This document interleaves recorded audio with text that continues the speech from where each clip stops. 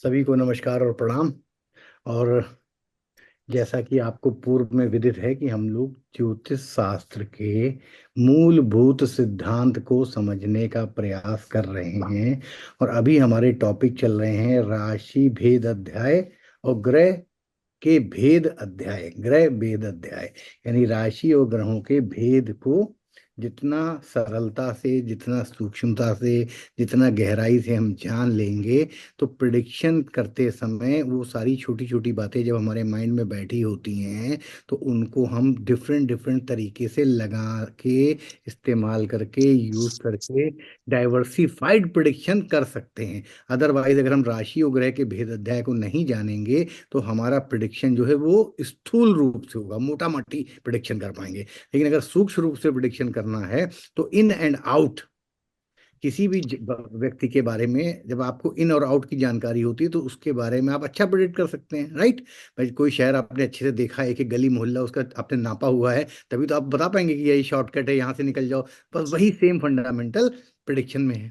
जितना गहराई से आप टूल्स को समझे, तो पहले सबसे बड़ी चीज क्या होती है कोई भी विधा में, स्पेशली इन ज्योतिष, आप अपने औजार, टूल्स, हथियारों को जितना अच्छा से चमका के रखेंगे, जितना ज्यादा उनकी प्रैक्टिस करेंगे, जितना ज्यादा उनसे दोस्ती करेंगे, उतना ज्यादा वक्त पर वो काम आएंगे। तो राशि और ग्रह जो है एक बेसिक मेन कंपोनेंट है प्रिडिक्शन के। जितना देखिए, जैसे मान लीजिए फॉर एग्जांपल आप बुध के बारे में सिर्फ 5 बातें जानते हैं, तो आपका प्रिडिक्शन सिर्फ 5 बातों तक ही तो बुध की सीमित रहेगा। और बुध के बारे में अगर आप 50 बातें जानते हैं, तो आप कम से कम उसमें वेरिएशन ला सकते हैं। ठीक है। तो इसको जो है ये बहुत बहुत बहुत सूक्ष्म और बहुत इंपॉर्टेंट है, इसलिए इस पर शुरुआत में इतना स्ट्रेस दिया जा रहा है। तो चलिए, टॉपिक तो हमारे पास धीरे धीरे बहुत सारे हैं, लेकिन आज हम बात कर लेते हैं ग्रह के ईश। ग्रह के ईश यानी कि ग्रहेश। जैसे कि ब्रजेश का मतलब क्या होता है, कोई बताएगा? What is the meaning of, कई लड़कों का नाम होता है ब्रजेश। हाँ, वैसे तो वो ये श्री कृष्ण को बोलते हैं। अच्छा, बहुत बढ़िया। ये तो मैं भी कहने वाला था कि श्री कृष्ण का एक नाम ब्रजेश भी था। तो ब्रजेश का अर्थ क्या होता है? अब आप लोग देखिए, बचपन से इतनी उम्र, ब्रज का ईश। ब्रज का ईश, अब आपने संधि विच्छेद किया तो आपने उसमें एक नया, अब यही है कि जैसे मान लो 90% लोग ब्रजेश से कहेंगे कृष्ण भगवान का नाम है, लेकिन आप उससे बेटर क्यों है? क्योंकि आपने उसमें थोड़ा सा दिमाग लगाया। ब्रज प्लस ईश, ब्रज के ईश, यानी जो ईश, ब्रज के बिल्कुल। भगवान, ब्रजवासी, मतलब ब्रज ब्रज ब्रज, का राजा। ब्रज का राजा, ठीक है, ब्रज के ईश। तो उसी प्रकार ग्रहेश, ग्रह के ईश, यानी 9 ग्रह जो हैं इनके कोई ना कोई ईश होते हैं। और स्पेशली 9 ग्रह अगर ना भी माने, तो 7 जो मेन ग्रह हैं उनको तो माने, राहु केतु को भले छोड़ दें। राहु केतु को हम आपको बाद में बता देंगे, वो भी बता देंगे लगे हाथ तक। तो सबसे पहले, अब आप इसको प्रिडिक्शन के लिए कैसे यूज करेंगे? भाई सीधी सी बात है। तो जैसे मान लो सूर्य के, अब लिख लो तुम लोग, फिर इसको प्रिडिक्शन पे यूज करना। आप लोगों से पूछेंगे कि बताओ इसके मल्टीपल मल्टीपल तरीके से कैसे यूज कर सकते हैं। तो देखिए, अब इसमें जो है अलग अलग ऋषियों के द्वारा थोड़ा बहुत अंतर, मतांतर भी हो सकता है, लेकिन आप मोटा मोटा इसको जो क्लासिक्स में है फिलहाल हम उसके हिसाब से चल रहे हैं, ठीक है। सूर्य के ईश जो हैं वो हैं अग्नि। अब इसका मतलब, जो जिसका ईश होता है, जो जिसके नजदीक होता है, उसमें कहीं ना कहीं उसके ईश की जैसी क्वालिटी आ जाती है। भाई जैसे कि मान लो कोई जो जिस भगवान को हम पूछते हैं, या जैसे जैसे हमारे माँ बाप हैं, तो कुछ गुण हमारे अंदर हमारे माँ बाप के भी आ जाते हैं, क्योंकि हम उन्हीं की संतान होते हैं। तो उसी प्रकार जिसकी हम पूजा पाठ करते हैं, तो उसके चरित्र के गुण, उसके जीवन की जो में जो हुआ होता है, वो कहीं ना कहीं हम उसको फॉलो करते हैं, उनको जैसा उनके साथ हुआ वैसा मानते हैं, ठीक है। तो वही चीज है। तो अब आप ये सोचो कि अगर सूर्य के ईश जो है अग्नि है, तो फिर सूर्य में अग्नि की कौन कौन सी क्वालिटी है? विचार करो इस पर, और वो प्रिडिक्शन में लगेगा। यानी अगर किसी का सूर्य कैसा है, कहाँ बैठा हुआ है, किस हाउस में बैठा हुआ है, वो सारी बातें। मान लो किसी का सूर्य लग्नेश, लग्नेश सूर्य है, ठीक है। या मान लो सूर्य जो है बिल्कुल ठीक है, लग्नेश है, अगर मान लो लग्नेश है, तो उसके ऊपर पूरा उसका ईश जो है अब इसमें, अब देखो जैसे कई बार होते हैं कि हम किस देवता की पूजा करें, तो आप अपने वैसे तो नॉर्मली चंद्रमा से भी देखा जाता है, पंचम हाउस से भी देखा जाता है ईश को। लेकिन अगर आपका लग्नेश जो है सूर्य है, तो आप कहीं ना कहीं you are close to the sun. जैसे कर्ण को पैदा करने के लिए कुंती ने, जो दुर्वासा ऋषि से उसको मंत्र मिले हुए थे, तो कुंती ने जब सूर्य का आवाहन किया, तो सूर्य जो है उसके गर्भ में आ गए। कुंती के, और कर्ण पैदा हुआ। तो कर्ण जीवन भर सूर्य की उपासना करता था।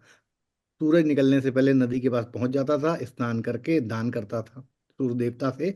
उसका सूर्यपुत्र कर्ण कहा ही जाता है। तो इसका मतलब कि कहीं ना कहीं जो आपके ईश हैं उससे आपका लाइफ में कनेक्शन होगा। वो आप फील कर पाओ या ना कर पाओ, क्योंकि हम लोग जो हैं मेनली कलयुग में हमारे बुद्धि पे पड़ा होता है पर्दा, तो हम जान नहीं पाते हैं। अनजाने में हम होते हैं नजदीक, लेकिन हम या तो उनको सही से रिस्पेक्ट नहीं दे पाते हैं, या उनके कैरेक्टर या उनके अनुरूप या वो जिस तरह के ईश हमारे हैं उनके अनुरूप काम ना करके हम अपने लिए समस्याएं बढ़ा लेते हैं।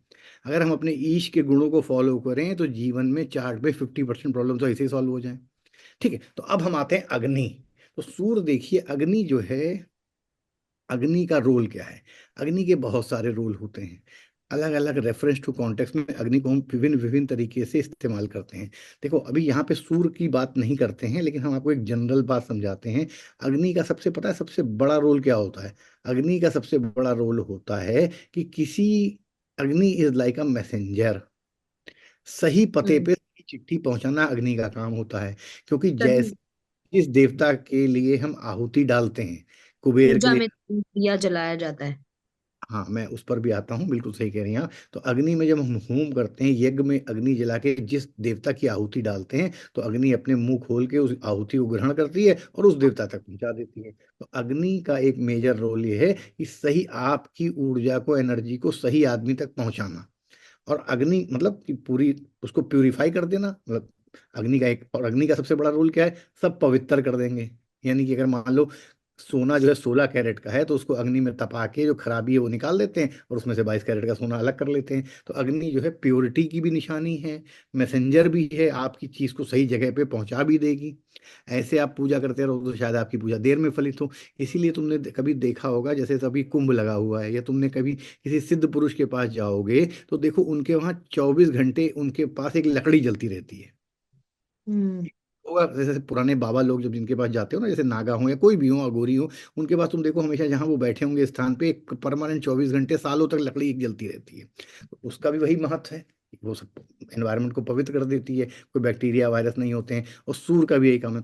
तुम्हें पता है सूर्य की रोशनी से कई सारे बैक्टीरिया वायरस खत्म हो जाते हैं। तुम्हारे घर में अगर सूर्य की रोशनी जिस पोर्शन में नहीं आती होगी, मान लो कोई पोर्शन ऐसा है जहाँ पे, कोना ऐसा है जहाँ पे सूर्य की रोशनी नहीं है, वहां पे ज्यादा चांसेस है कि बैक्टीरिया पनप जाए अंधेरे में।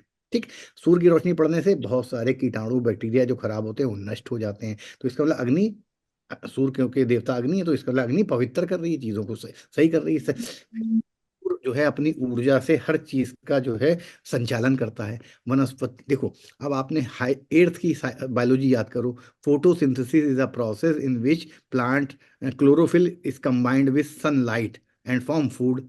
ठीक है, तो क्लोरोफिल को ही मान लो हरी पत्तियों में, लेकिन सनलाइट मिलती है तो वो फूड में कन्वर्ट हो जाते हैं। तो यानी किसी भी ऊर्जा का कारक, फूड के प्रिपेयर होने का कारक, अनाज भी पकता है सूर्य की रोशनी जब पड़ती है तभी, गेहूं चावल आलू बिना सूर्य की रोशनी। तो सूर्य का अपना एक विशेष महत्व है।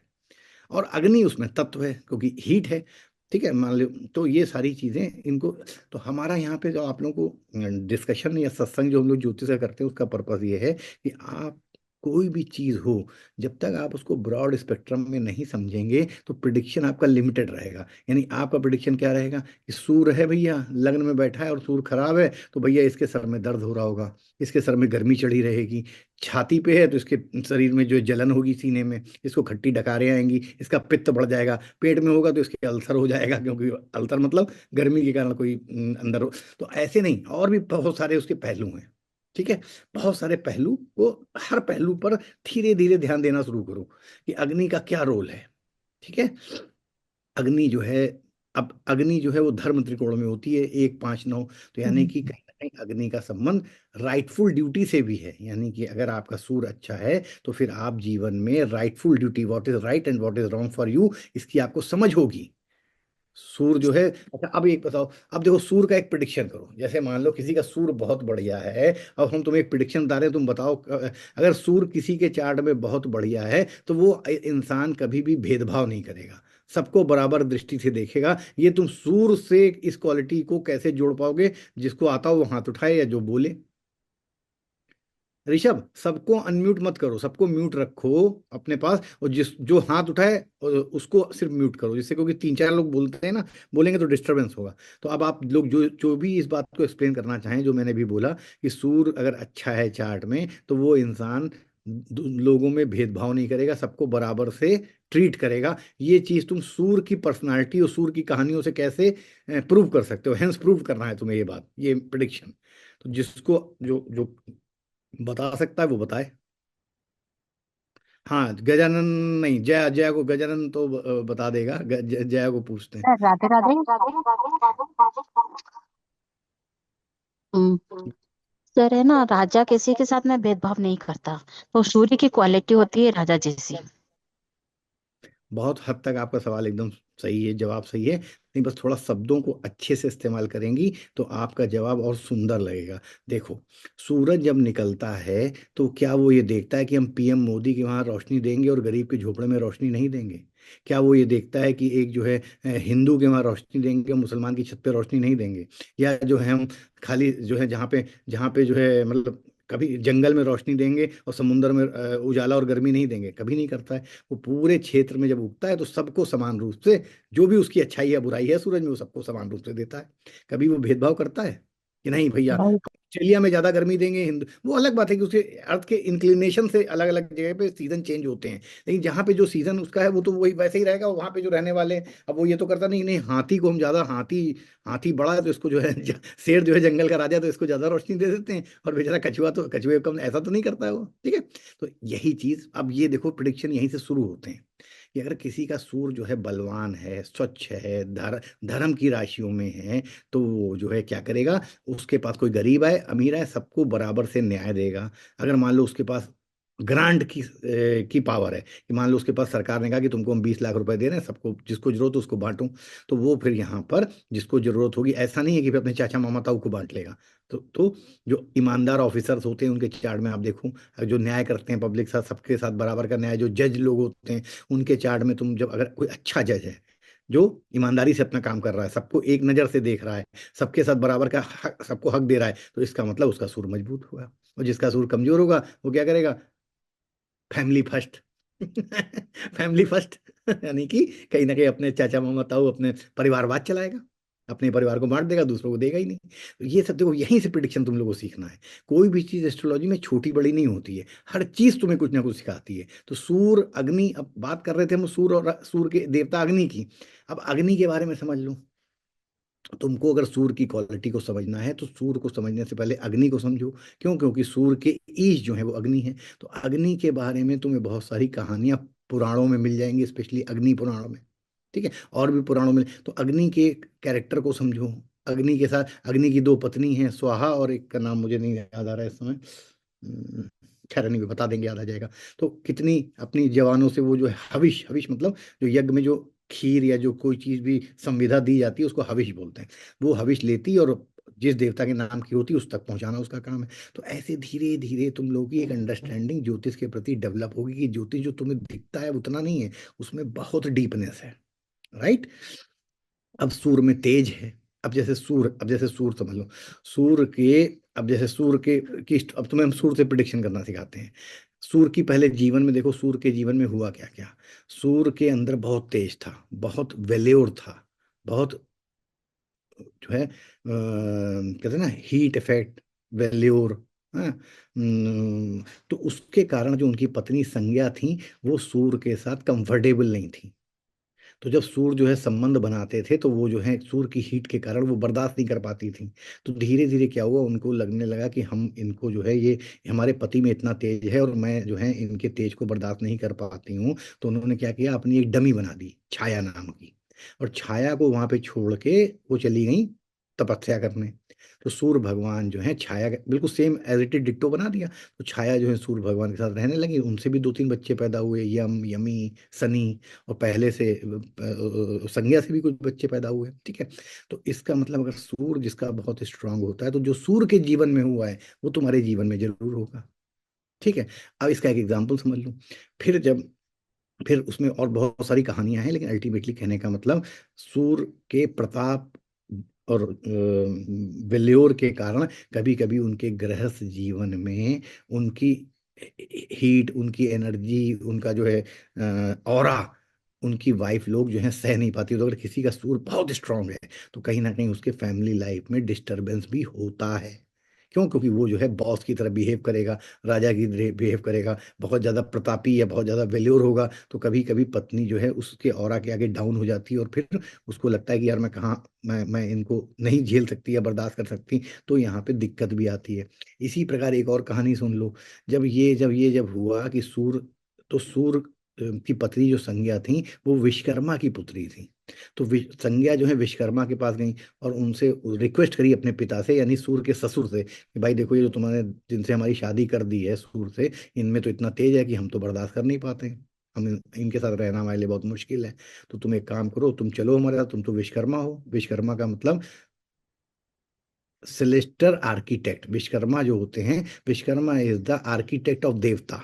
ठीक है, he was the celestial architect of the gods. ठीक है, पूरे ब्रह्मांड के वो आर्किटेक्ट थे, कुछ भी बनाते थे। ठीक है, तो उनसे रिक्वेस्ट करी कि भाई चलो कुछ इलाज करो चल के। तो विश्वकर्मा ने अपने जो बढ़ई वाला हथियार नहीं होता, जैसे बढ़ई लोग लकड़ी छीलते हैं, तो उनके पास हथियारों की, क्योंकि वो आर्किटेक्ट थे, कारीगर थे, तो उन्होंने सूर्य भगवान को छीला और उनके छील के उनके उनके जो वेल्योर था, उनका जो प्रकाश था, उनकी जो ऊर्जा थी, जो गर्मी थी, उसको कम कर दिया। और उससे जो डस्ट निकली, उससे शंकर भगवान का पिनाकी धनुष बनाया, विष्णु का चक्र बनाया, बहुत सारी चीजें उन्होंने बनाई उस सूर की डस्ट से।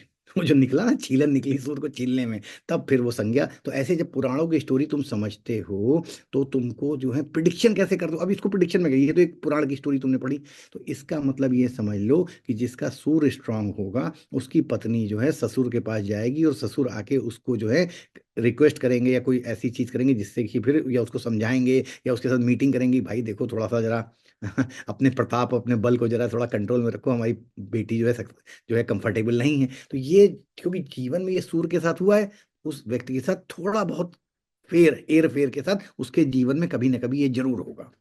क्योंकि जो ग्रहों के साथ बीत गया वो तुम्हारे जीवन में अगर कॉम्बिनेशन बन रहा है तो वो ठीक है। थोड़े कलयुग में थोड़ा स्टोरी चेंज हो जाएगी, कोई और बात होगी, लेकिन कहीं ना कहीं उसका जो मूल कारण होगा वो ऐसा ही कुछ होगा। बस ये जिस दिन तुम लोग सीख लेते हो तो पुराणों की स्टोरी, इसीलिए हमने तुम लोगों को, देखो तो एक सेकंड रुको मैं बताता हूँ। एक मैं अपने पढ़ने वालों को एक बुक रिकमेंड करता हूँ, जस्ट एक सेकंड देना, मैं तुम्हें दिखाता हूँ, वो तुम लोग मंगाओ।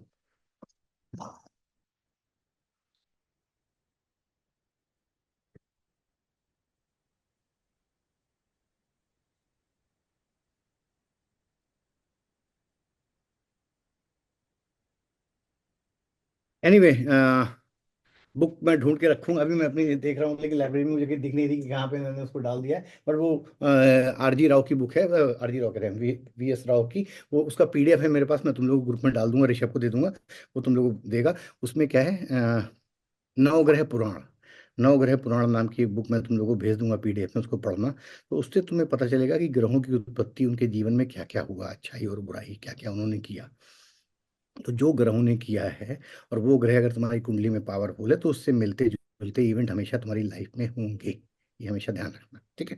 तो एनीवे, तो सूर्य का ईश जो है वो अग्नि है, तो अग्नि को जितना अच्छा जान लोगे उतना अच्छा तुम सूर्य के नजदीक पहुंच जाओगे। कट इट शॉर्ट करता हूँ। हमने तुमको मॉडर्न अप्रेंटिस सिखा दी, तरीका कैसे है। तो पहले अग्नि को भी साथ साथ जानना है, और अग्नि की कुछ क्वालिटी सूर्य में तुम्हें हमेशा मिलेंगी, इतनी सी बात है। और जब अग्नि की कुछ क्वालिटी जान जाओगे, तो जब सूर्य के बारे में, किसी का सूर्य के बारे में डिस्कस करोगे, बताओगे, तो तुम्हें आसानी हो जाएगी। अब देखो, अग्नि जो है कई तरह की होती है।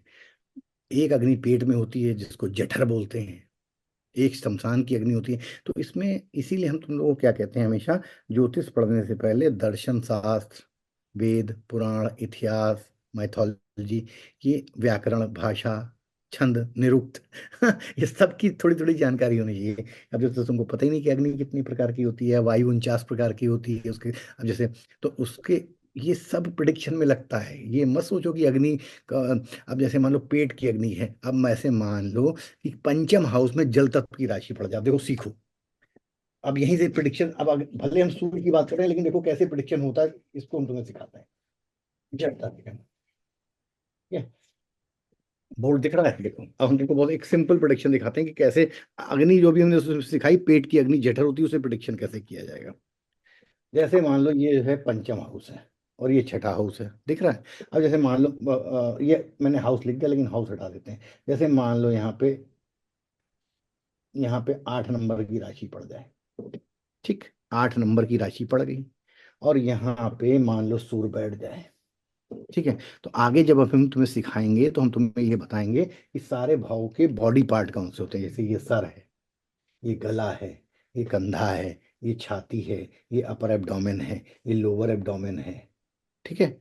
ये हमारे प्राइवेट पार्ट्स हैं, ये हमारा गुदा द्वार है, ये हमारी जांघें हैं, ये हमारे टखने हैं, ये हमारी शिन बोन है, घुटन से लेके एड़ी तक ये हमारी एड़ी है। तो अब जैसे मान लो, चलो हम इसको यहाँ ले आते हैं, लोअर एब्डोमेन पे ले आते हैं, अपर एब्डोमेन पे हटा देते हैं, यहाँ सूर कर देते हैं। अब जैसे मान लो, अब ये देखो जल तत्व की राशि है, रुका हुआ ठहरा पानी है, और सूर्य अग्नि है, और ये अभी हमने क्या बताया, ये जो है लोअर एब्डोमेन को रिप्रेजेंट करता है, छठा भाव। अब छठे भाव में जल तत्व की राशि है, सूर्य बैठा है। तो आदमी तो सिंपल प्रिडिक्शन क्या होगा, क्योंकि सूर्य जो है, अब तुम लोगों ने हमेशा, अब यहाँ पे तुम्हें आयुर्वेद भी आना चाहिए, क्योंकि ज्योतिष पढ़ रहे हो तो अगर आयुर्वेद नहीं आता है तो भी तुम नहीं प्रिडिक्शन कर पाओगे। आयुर्वेद में क्या कहा गया है कि खाना खाने के आधे घंटे बाद पानी पीना चाहिए। खाने के पहले भी, एकदम पहले पानी नहीं पीना चाहिए, बीच में भी नॉर्मली नहीं पीना चाहिए। अब तुम हमें एक लॉजिक सोच के बताओ कि खाना खाने के आधे घंटे बाद पानी क्यों पीना चाहिए, पता है किसी को? बताओ। कैसे ले आया यार ऐसे? खाना खाने से पेट की अग्नि जागृत होती है, जी। वो बंद ना हो ले। तेरे ठीक हाथ है। में बैठ जाएगा ये। अरे भाई ऋषभ, सबको अनम्यूट कर दो, और अनम्यूट करने की पावर अपने।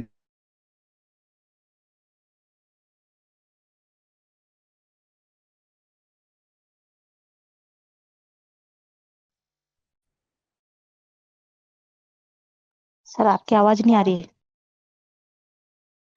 हाँ, तो हम अनुरोध, तुमने हमें भी अनुरोध रईशा तुमने हमें भी कर दिया कोई बात नहीं। तो कहने का मतलब है कि जिसको भी आंसर देना हो वो हैंड रेस करो, जिससे कि सब लोग ना बोले एक साथ, नहीं तो फिर कैसे समझ में आएगा कि कौन क्या बोल रहा है और कहीं सही बोल रहा है, कौन गलत बोल रहा है। ठीक है, तो बताओ भाई, जैसे जिसने भी जवाब दिया उसने सही दिया। ऐसा है, पेट में जठर अग्नि होती है, जो खाने को, जैसे खाना खाया तो समझ लो वही आहुति है, तो उसको वो चर्न करके उसमें एंजाइम्स और चीजें मिला के उसमें उसको एसिमुलेट करती है पेट में। और खाना जब पेट में एसिमुलेट होता है तो एक लुगदी के फॉर्म में बन जाता है, और फिर वो पूरी बॉडी में न्यूट्रिएंट्स, माइक्रो न्यूट्रिएंट्स और माइक्रो न्यूट्रिएंट्स पहुंचाता है। तो अब अगर मान लो तुमने पानी पी लिया तो अग्नि तो शांत हो गई, जठर, जो जठर जो खाने को कायदे से जिसका रस रस सब निचोड़ लेना था उस अग्नि को, वो तो अग्नि तुम्हारे वहां पे, तो वहां तो जहर बन गया, कीचड़ बन गया। यही तो वृश्चिक राशि है, ठहरा हुआ गंदा पानी, यानी कि वो खाना तुम्हारे लिए जहर हो गया।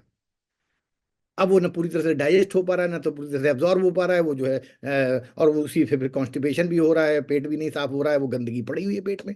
इसलिए अब ये प्रिडिक्शन है, अब तुम किसी कैसे जानोगे कि ये क्या बेवकूफ़ी कर रहा है जीवन में। तुमने देखा जल तत्व की राशि है पेट में पेट वाले बॉडी पार्ट में, हाउस में, और वहां पे सूर्य महाराज जो है, वो सूर्य महाराज को ठंडे पानी से जो है शांत किए दे रहा है, रोल नहीं निभा पा रहा है। जैसे मान लो अग्नि तत्व इसका एक एग्जांपल और दे सकते हैं। जैसे मान लो यहाँ पे 7 नंबर पर हो, और 7 नंबर में सूर्य हो तो सूर्य कमजोर हो गया, और ऊपर में साथ में मान लो कोई जल तत्व का प्लेनेट बैठा हो, जैसे वीनस जल तत्व का प्लेनेट है, तो कवच, वैसे तो वीनस कवच का प्लेनेट है। तो ऐसे ये हम अभी प्रिडिक्शन कराएंगे तुम लोगों को, लेकिन पहले तुम लोग के माइंड में एक लकीर खींच रहे हैं कि छोटी छोटी बातों से भी तुम कितने महीन प्रिडिक्शन निकाल सकते हो। ठीक है, बिल्कुल। तो लेकिन इसके प्रिडिक्शन तो तभी कर पाओगे जब तुम जानो। और मैंने तुम लोगों को हमेशा एक ही चीज सिखाई है, astrologer should be well read. Anthropology, दर्शन शास्त्र, पॉलिटिकल साइंस, फिजिक्स, केमिस्ट्री, केस सज्जा, खाना बनाना, कोई भी फील्ड ऑफ मैथमेटिक्स, सबकी थोड़ी थोड़ी नॉलेज उसको होनी चाहिए, कोई भी सब्जेक्ट छोड़ना नहीं है, ज्योग्राफी, एंथ्रोपोलॉजी, एस्ट्रोनॉमी। क्योंकि तुम्हारे पास तो हर तरह के लोग आएंगे ना, इवन आर्मी के रैंक्स हो क्या होते हैं, कौन सा सिस्टम है, सोशल सिस्टम, व्यापार का सिस्टम, एमबीए, भाई बहुत आजकल तो मेन क्या है, प्रोफेशन की काउंसलिंग कराने आते हैं। ये शास्त्र लिखा गया था 5,000 साल पहले, तब या तो आदमी बढ़ई होता था, या मोची होता था, या किसान होता था, या जो है मुनीम होता था, या राजा का नौकर होता था, या हलवाई होता था, 12-13 प्रोफेशन होते थे, गिनती है। बताओ, आज से 5,000 साल पहले या आज से 1,000 साल पहले कितने प्रोफेशन जानते थे तुम? आज जो है खाली जो है कॉमर्स पढ़ के जो है 500 पढ़े 500 जो है करियर हैं। खाली इंजीनियरिंग जो है 50 तरह की है। खाली मेडिकल जो है 100 तरह की है। कोई आंख का डॉक्टर है, कोई हड्डी डॉक्टर है, कोई पैथोलॉजिस्ट है, कोई एमडी है, कोई ईएनटी है। अब है सब वैद। तो पहले तो सिर्फ वैद होते थे। ठीक है। मान लो भैया किसी का वीनस बहुत स्ट्रांग है, तो सूर्य स्ट्रांग है, तो वो सर्जन हो जाता था। अब सर्जन में भी 50 वैरायटी है। तो ये लेकिन जब तो जब इसका मूल मंत्र, अब जैसे मान लो पहले जो है, मान लो कोई वकील होता था, तो अब वकील में सेल टैक्स के हैं, कॉर्पोरेट हैं, इंटरनेशनल अफेयर के हैं, क्रिमिनल हैं, सिविल हैं, फैमिली कोर्ट के अलग वकील हैं। अब वकील ही 25 तरह के हैं। तो अब तुम कैसे प्रिडिक्शन कर पाओगे? तुम तो खाली ये मान लो तुमने थोड़ा बहुत सीख लिया, तो तुम ये बता पाओगे आदमी वकील है, लेकिन प्रिडिक्टर तो वो है जो ये बता दे कि भैया ये जो है फैमिली कोर्ट में वकील हैं, तलाक कराते हैं, ये जो है क्रिमिनल वकील हैं, या ये मिक्स वकील हैं, सारी चीजें कर लेते हैं मौका मिले तो। ये सब चीजों के लिए तुम्हें ये छोटी छोटी चीजों को साधना पड़ता है। तुम्हें अपने माइंड में ये सब धीरे धीरे बैठाना है। एनीवे चलिए, तो सूर्य को अग्नि से शुरू किया था। अगले चंद्रमा, चंद्रमा के ये जो है वो जल है। अब तुम कहोगे जल क्या है? जल भी हमारे हिंदू शास्त्रों में अलग अलग मनुवंतर में, अलग अलग युगों में पेड़ पौधों को भी देवता माना गया है, जल को भी देवता। जल का मतलब वरुण भी कह सकते हो, वरुण नहीं भी कहो तो कई देवता भी समय के साथ साथ बदल जाते हैं।